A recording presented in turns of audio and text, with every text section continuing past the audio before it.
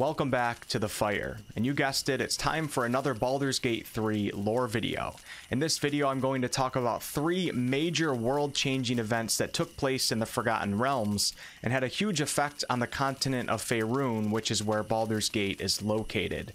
All 3 of these events are mentioned and referenced to several times throughout early access, so if you want to have a good understanding as to what's unfolding around you, or an understanding as to the reason why certain things are the way that they are, well, grab a drink, enjoy the fire, and follow me on a journey to the Forgotten Realms.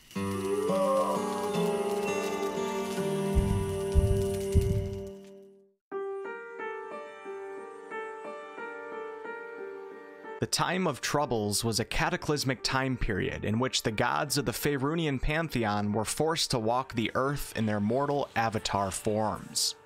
The Time of Troubles took place in 1358 DR, 10 years before the events of Baldur's Gate 1, and over 120 years before the events of Baldur's Gate 3. Now, typically a deity in its avatar form will still have its true form residing in the outer planes, but not during the Time of Troubles. In this time, the Faerunian deities were demoted, and their mortal avatar forms were all they had left, leaving them in an extremely vulnerable state. During this time, several major deities died, while a handful of mortals also rose to divinity. This event was caused by the overgod Ao, the god who has been credited as the creator of the universe itself. Ao's only concern was to ensure that deities abided by the rules of the cosmos, and when they didn't, it was time for punishment. In 1358, the god of tyranny, Bane, and the god of the dead, Myrkul, stole the Tablets of Fate from Ao and hid them on Faerun, wrongly suspecting that some of Ao's powers were derived from those tablets. The Tablets of Fate were powerful artifacts in the forms of stone slabs that served to maintain the balance between the forces of law and chaos, and they acted as a barrier between the worlds of Abir and Toril. When Ao discovered that the tablets went missing, he summoned all of the deities, but not one of them admitted to stealing the tablets.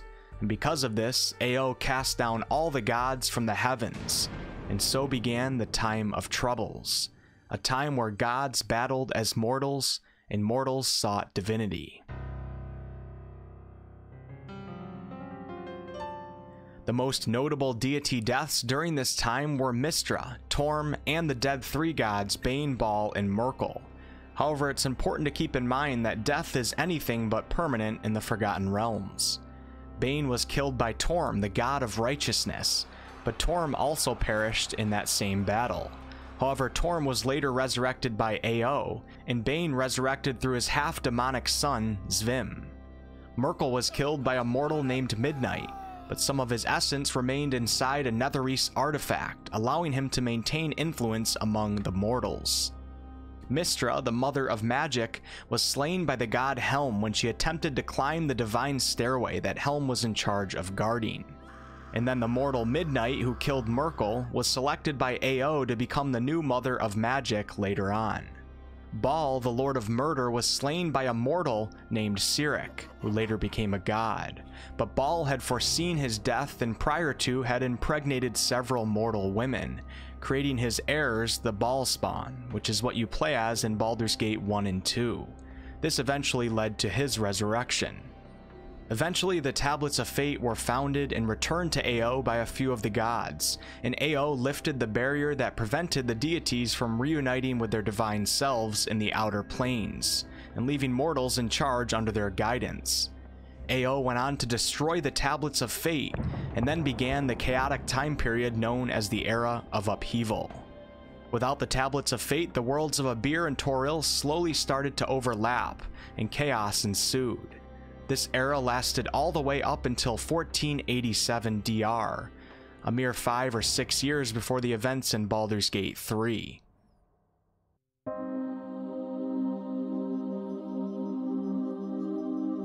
The spellplague was a disaster that struck the realm space and even the planes themselves in the year 1385 DR, over 100 years before the events in Baldur's Gate 3. This calamity was caused by the death of Mystra, the mother of magic, who controlled the weave of magic, which is the universal structure of arcane forces. The weave was a way through which raw magic was accessed, tapped into, and used by casters, and therefore the breakdown of it was felt by the majority of magic users across all of Faerun.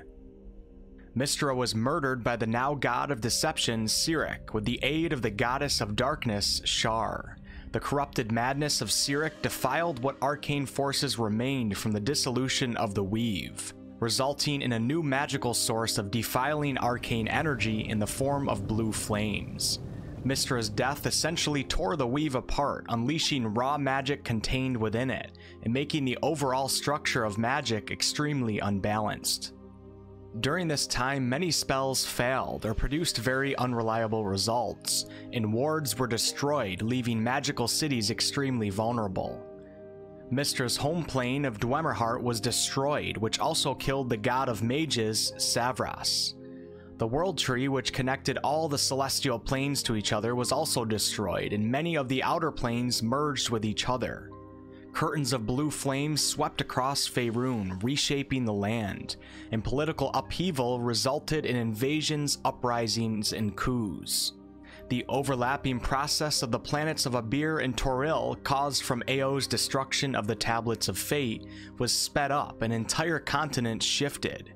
Some very large bodies of land were also transported from one planet to the other, and hordes of natural disasters came rumbling in, from severe earthquakes that shattered the ground and opened up rifts, to tsunamis that completely engulfed large bodies of land. The spellplague was a realm-shattering event that changed everything, and I only named a few of its catastrophic alterations. By the year 1395, 10 years later, the majority of the effects of the spellplague had come to an end, and arcane magic returned to some semblance of normality. Cyric was tried and found guilty by a conclave formed by a few of the gods, and he was sentenced to imprisonment on the fiendish plane called the Supreme Throne. It wasn't until 1480 DR that the spellplague officially came to an end, in an event known as Mystra's Return. The famed wizard Elminster found Mystra in her much diminished avatar form in the body of a bear. Elminster was able to absorb power from some of the most powerful spellcasters in Faerun, and ultimately transferred that power to Mystra, restoring much of her power and divinity. It wasn't until 1487 DR that Mystra was completely whole again, and the weave restored. In modern-day Faerun, some areas of Toril are still affected by the spellplague, and these areas are oftentimes referred to as the Plague Lands.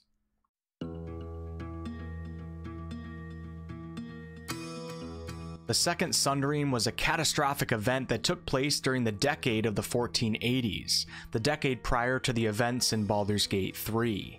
It began when the overgod Ao decided to recreate the Tablets of Fate and separate the worlds of Abir and Toril once more.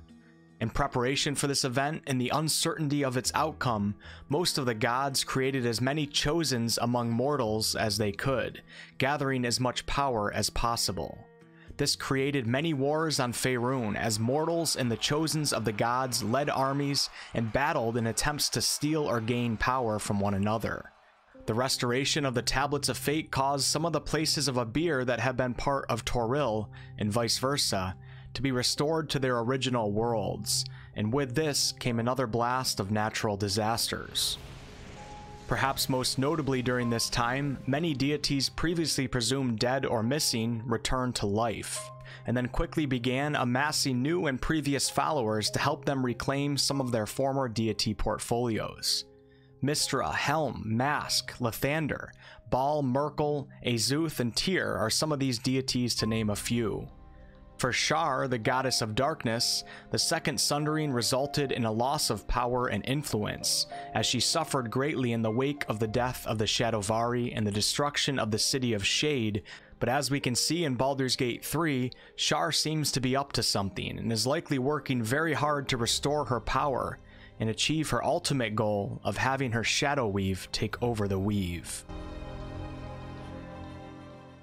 Thank you guys so much for watching. I really do appreciate it. As many of you guys know, I do all sorts of content on this channel, ranging from live streams to game reviews to game tutorials, of course lore videos, and much more. I'd love to have some of you guys back for a future video. Until next time.